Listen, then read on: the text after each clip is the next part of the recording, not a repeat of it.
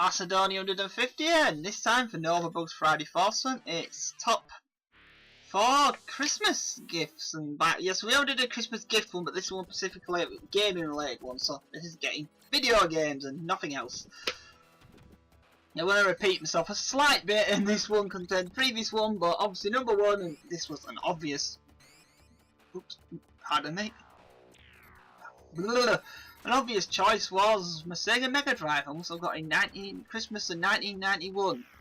And I'm saying it Christmas of 1991 because it came it came bundled the game packing in Streets of Rage, the very first Streets of Rage 1, and other games I got with it, which is a good game.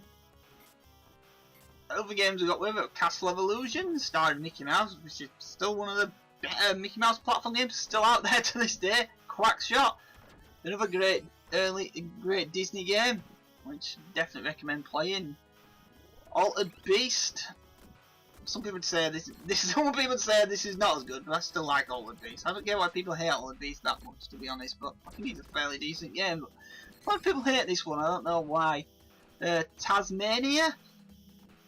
Now, the thing that confused me about Tasmania when I first played it is it was based off the 90s TV show Tasmania. Though the TV show had actually aired in the UK by the time before the game came out, so I played this game, played the game before I even knew it was a TV show, and I thought it was just a game when he plays a Tasmanian devil. I knew it was based off a TV show. I just wondered who these other characters were who appeared in the intro. He knew his family has got on up. Anyway, yeah, I definitely watching the program as well. The game's alright, but it does have some problems. It's not a perfect game, but it's not terrible.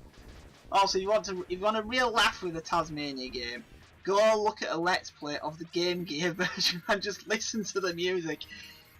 I mean, it sounds quite literally like, you know when you see that joke in film where he's bashing all buttons on a keyboard and complete nonsense come out? That's what the entire soundtrack for that game sounds like. It just like someone hitting a keyboard over and over again. It's like the most completely out there mess and wreck soundtrack.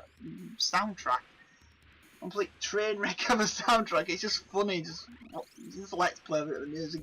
I just watch it just for the music if you can stand the music. And the last game it came with was Fantasia, also a Disney game, and this one, well, is crap. Yeah, it's unfortunate, but the Fantasia game is really a disappointing game. It's like, strangely enough, it's bizarrely of all these ones probably slightly more expensive ones now, because I don't think legally at the time Sega could sell it. I think Disney had contracts or something at the time, and Sega released this, and so there's less copies of it, I think, out there. And it's not a very good game. It's a very badly designed game, and for a game about Fantasia, it's not. The music's kind of rubbish. The gameplay was pants, and yeah, that's definitely the stinker of a lot of them. But I think that's a pretty good selection to start your Megadrive collection with, though. And before that, I had a Atari 2600. So yeah. Right, so the second one. And this. Now I don't have a real official name for this because it doesn't have a.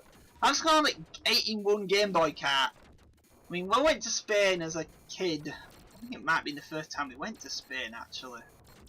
There was a random stall. No, this is only one stall, and you know, years later you'd find hundreds selling these, loads of them selling these Game Boy multi-cart. But this was a very early one, and it had 8 games on it. And the games it had on it was Joe and Matt Caveman Ninja, the Game Boy version, which is actually a fairly decent version of the game. Rodland, and this is one of my favourite games of all time. This, I prefer playing the arcade version now because it's got more, because it's got an extra little extra game included hidden in it. Yeah, Rodland. It's a good Game Boy port, but the arcade version is even better. Spider-Man 3. Here's the thing: Spider-Man 3 is, well, was by LGN and is a complete confusing mess and is total to garbage. So if you don't play Spider-Man 3 on the Game Boy, it's terrible. I don't think I even get past the actual second stage of the game where you have to climb a tower or a bird was shooting at you. I just could not do it. I mean, yeah, this is the second level of the game. And it had this rubbish music where it was going, and it was, yeah, it was just bad. I don't know why I remember that, but right, Battletoads. which had a weird subtitle, but essentially it was the original Nintendo Battletoads, which is also a Megadrive version. But the Game Boy version of it, it pretty much plays exactly the same as the Game Boy, the other versions. So I never got past stage 3 once you get that stupid bike, you know, turbo tunnel, all that nonsense. The game got SD Fighter. This was another one of my favourites on the cartridge. Now this one, there's no way I'd have ever got to play it without this cartridge for that emulation a long time later, because it's a game, it's a platform game where you play as Ultraman, a Gundam, Masked Rider, also called Kamen Rider, and the made-up character who just throws bombs. So you got 4 characters and you select them, and you can swap between them anytime. And it's basically a crossover between Kamen Rider, Gundam, and Ultraman all in one game. Now this series does have an actual name. It's called the. I didn't know this at the time because it calls it SD Fighter. I mean, that's not what it's actually called. The series is actually called The Great Battle, and this is quite a long series. I mean, it had lots of games in the Game Boy and on Super Nintendo. Quite a lot of them are completely playable, also in complete English because the platform games and action games, so you don't need to know what's going on. They're really fun games anyway. Alright, Pro Tennis, which is one I never even booted up. I'm not a big fan of tennis. Yeah. Cool World, and yeah, Cool World. I mean, you remember that weird, like, Who Framed Roger Rabbit look-alike film, which no one really bothered with. It had a really wonky history about development history of it. By Ralph Bashki, is that even the guy who did Fritz the Cat and a bunch of other strange 70s animations. So it was his film, and the film's a complete commercial failure. The game's kind of like a single stream version of Novabug. It's kind of okay. And here's the thing, it's technically the best version of the game.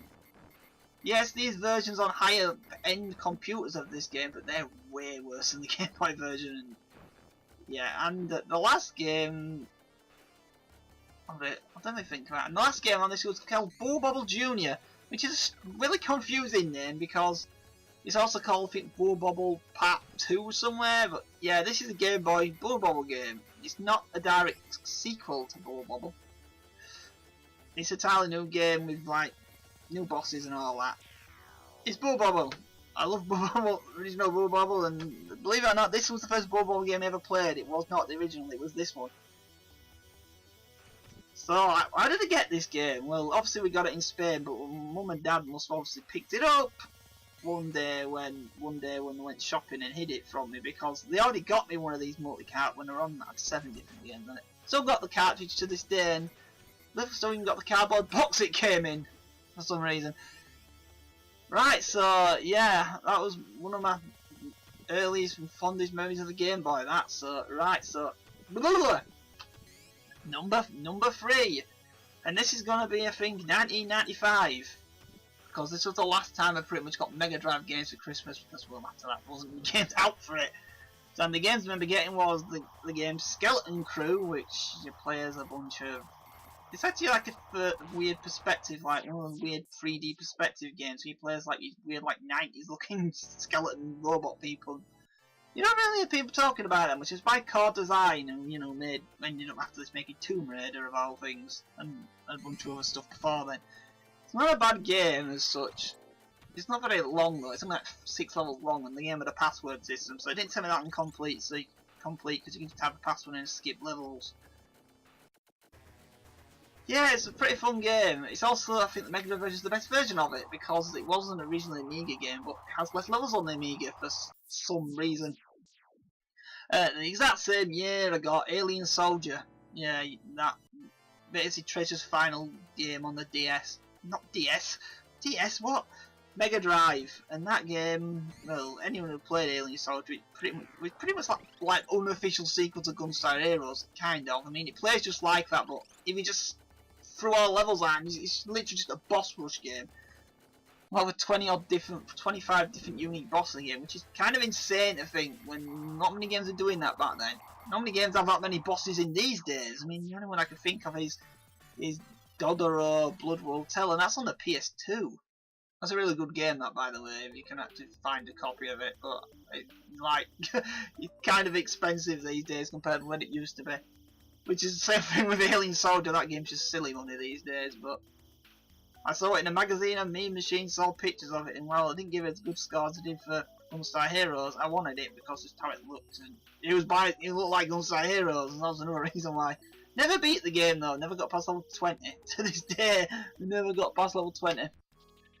Right, and the final game is going to be Namco Volume 4 on the PS1. Probably what a random choice, but now the memory of I have a bizarre memory of this game and where it got picked up. So I was obviously with family out before Christmas, and a video game shop wrote me. Now, here's the thing: I don't actually know where this video game shop was. And we only ever visited once, so we went to a car there because it was having a grand opening day, and we thought, because we thought something was going to happen at its grand opening day, and well, it kind of did. Obviously, you could go buy stuff there, regular stuff, but. And we were told to pick a game for Christmas, and I picked Namco Museum 4, which has the game Or Dying in it, which is a space shooter, which is still technically the best version. It has a PC Engine version, but it looks a bit worse. Pac-Land, which was the oldest game on the disc, and one of the very first memory I've ever seen an arcade machine was Pac-Land. Of course, that version would have been the US version, US/European version of Pac-Land, because there's a difference between that to the one you get in Namco Museum. It's weird, but Namco changed Pac-Man's nose a bit, so he looked more like the Pac-Man from the Hanna-Barbera cartoon at the time. Yeah, I know, it doesn't affect the gameplay, but I don't know why they bothered doing it. It was pretty dumb, but they did anyway. It had that. A tank game called Assault, which is kind of an interesting game. It had a weird control scheme, but you could turn it off where you potentially were a tank in two coloured sides, and you can like flip to the left and right to dodge bullets, or you could just keep hold of both buttons and you just aim to the sky to shoot objects, flying enemies. It was still just an overhead game. I mean, somehow I actually beat that game. And here's the thing: it's not a very easy game to beat. Also, these Namco Museum games, you don't have save states. There's no way to save state or cheat on the games. You have to literally play the game in one sitting. It took me forever to beat the final level, because all you have to do to beat a level is just blow all these specific gun turrets up. You can ignore all the rest of the enemies, which in the later levels is pretty much advisable, because there's way too many of them. You just run out of lives too fast otherwise. But yeah, I actually beat it one day. And then there was Return of Ishtar. This game was a sequel to that game that appears on every single Namco Museum collection, Tara Drugara. You know, which no one seems to like outside Japanese, but because the game's stupidly, insanely cryptic, it's like you can't figure out what you're doing on the game. It's so like, oh, that game was ridiculous. And the sequel, well, in the original you went up a tower to rescue someone, and the sequel you're going back down a tower. which yeah, that's a pretty simple plot when you think about it, but it's weird the game controlled. I mean, it had like an RPG system to it. You had like a level up system. So essentially, the character you played in the original game was still in the game, and you'd use him to run into enemies. But he'd only have so much life, and you'd have to keep picking up potions and all that. And this is where it gets confusing, because essentially you have to control two characters at once. You basically got the night guy you play as originally was called Gilgamesh. For some reason, I don't know why they give him such a daft name. I know I named it other things, but in this game he's a total wimp. If you run out of health, you got a game over. But the character you was trying to rescue from the previous game, she was hanging around with you. I think she was called Princess Kai or something. And you have to wander around the maze with both of them. And here's the thing: if the princess gets touched by any single enemy, it's instant game over. she got 1 hit point. But the knight also has hit points as well.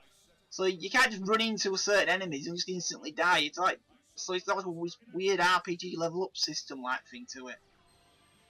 The reason why it gets confusing is how you get stats up makes no sense. You have to essentially kill yourself and then put another coin in to continue, and the game gives you a ridiculously long password so you can continue. But of course, it's not like you never really finish the game anyway, because unless you really memorise the level patterns, because there was entire areas which were dead ends, and they just basically loop forever and ever and ever. You just going in the same rooms over and over again, and it was, yeah, it was one of those games that, just like the original, was just way too hard, and I'm surprised anyone even figured out a way to beat the thing. And the last game on the, well, actually there was actually another game on it. There was a game called Assault Plus. Now it's just a bit weird. I mean, technically this was essentially just the Assault game, but it had some differences like background more music included in the game, all the enemy tanks and more brighter colours. It had like a difficulty setting, and for some bizarre, nonsensical reason, Namco decided when they're putting this on the actual collection, they made it a secret game. So the only way you can access it, you had to go into the museum mode, and there essentially was a room that was just a black room with like a box on it.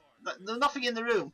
It's like look up and type a code in to unlock this game to be able to play it. It's like I don't get why they made one of the games this secretive in the game. The game doesn't tell you anywhere in the game either about how to unlock it. And you're like, why did you do that? My version I think is actually a bit better, but I just completed the original before, like, because I didn't have a cheat book with cheat codes in for the game at the time, so I didn't know about it. And the last game on it was a game called Genjin Heiki Clans. And this game, I don't know, I always like this game, but I was thinking of doing it for high score challenge once, but here's a problem. It's a game I could never do for high score challenge because of one specific reason. The only ROM it has on name is in Japanese. Now that's usually not a problem with most games, but this game, it does something different. Even the high score numbers are in Japanese text letters. So you wouldn't be able to tell what score he was getting. So now with the Namco Museum version, obviously it was translated in English and they fixed it so the numbers are actually proper numbers. I actually figured out a lot of things in that game, like how some of the insane secrets, and like how to like skip to the final level warp of the game, which is a really weird one to be honest. It's like you have to do a specific thing, like you walk into a pit of lava and you just teleport to the end of the game. There's no hints telling you this anywhere, by the way.